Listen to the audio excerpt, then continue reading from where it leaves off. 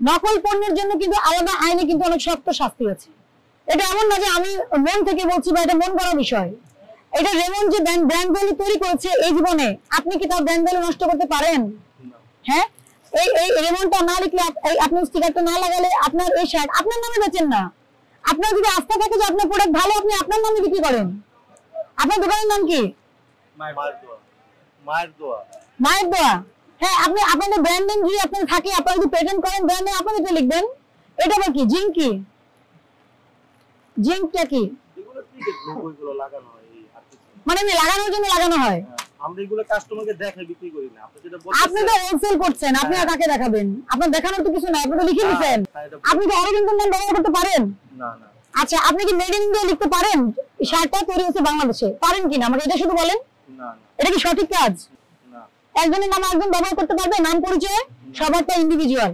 এখানে দেখেন, নকল পণ্যের প্রস্তুত বা উৎপাদন, বিক্রয়, বিপণন যেটাই করেন না কেন, অনূর্ধ্ব 3 বছরের কারাদণ্ড, অনধিক 2 লক্ষ টাকা অর্থদণ্ড বা উভয় দণ্ডের বিধান আছে। এটা কি মন করা বিষয়? বলেন, বিষয়টা তো সিরিয়াস। আপনি আমার কথা বোঝেন, আপনি নিজেই জানাচ্ছি করেন কে কি করছে এটা আপনি শুনেন না, কারণ আমরা আপনার এখানে আসছি।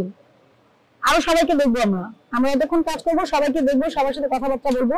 সতর্ক করছে আপনাকে, সতর্ক করছে, ভবিষ্যতে সচেতন হবেন। মনে থাকবে তো?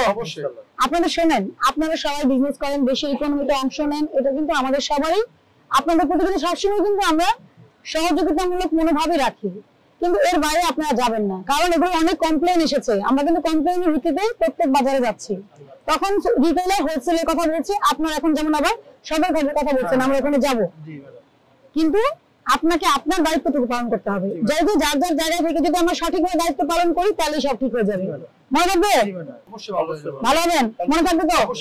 আমি সতর্ক করছি, 10,000 টাকা জরিমানা করলাম, মাত্র 10,000, 20 ভাগের 1 ভাগ জরিমানা করলাম। সতর্ক হবেন। এবং এই কাপড়গুলো আমরা সিজ করছি না। কেন সিজ করছি না? এটা ব্যবহারযোগ্য। আপনি এখন এই স্টিকার গুলো খুলবেন, এগুলো খুলে ফেলবেন, খুলে বিক্রি করবেন, স্টিকার খুলে বিক্রি করবেন, ঠিক আছে? এই স্টিকার আর দিবেন না। আবল তাবল স্টিকার দিয়ে কাপড় বিক্রি করা যাবে না। নেন।